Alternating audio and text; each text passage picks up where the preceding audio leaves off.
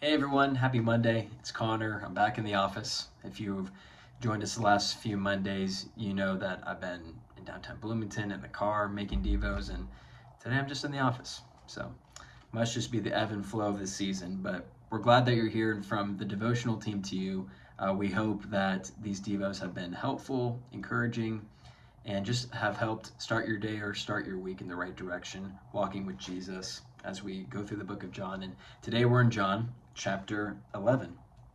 Today, what we're going to talk about specifically is this idea that truth, the truth that we speak verbally, right?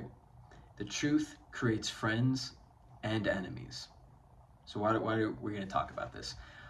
We tend to believe that when we say something that's true, if we have all enemies, it means that we're speaking the truth, right? It means that we're challenging people and we're, going against the grain and really saying the hard truth.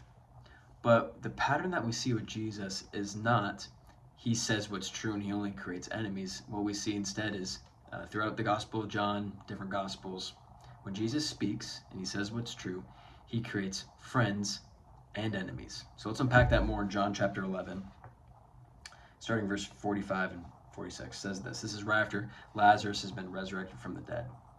Many of the Jews, therefore, who had come with Mary and had seen what he did, and the did is Jesus resurrecting Lazarus from the grave. When they seen what he did, they believed in him.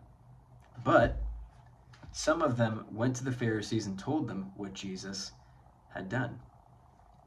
So what's happening in this instance, Jesus resurrects Lazarus from the dead, and there's this group of Jewish people who are there to witness it. Half of them believe in Jesus and seem to believe that he really is the Son of God. He is who he says that he is. And then the other half go and tattletale on him, right? Friends and enemies. That didn't come necessarily from Jesus speaking something, but that was him demonstrating the power, the truth of who he is, right? So whether it was miracles or whether Jesus was teaching, he seemed to have a pattern of creating friends and enemies. And so the takeaway for us, the simple takeaway, maybe something for you to consider this Monday as you start your week, is this. When you say what's true, do you create just enemies or just friends? Or do you create 50-50?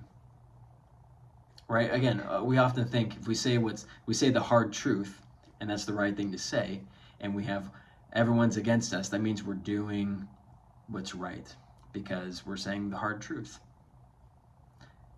But maybe I could challenge you lovingly. Maybe it's not that you're saying the hard truth, but maybe you're saying the truth in a way that isn't respectful and loving, which is what Jesus did often.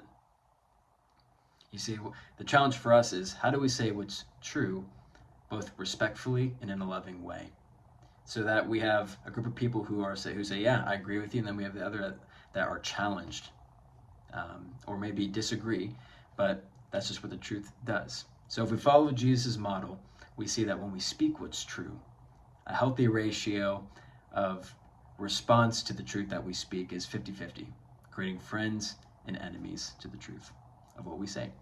So I love you all so much. Thank you so much for joining us for another Devo, and we'll see you next time.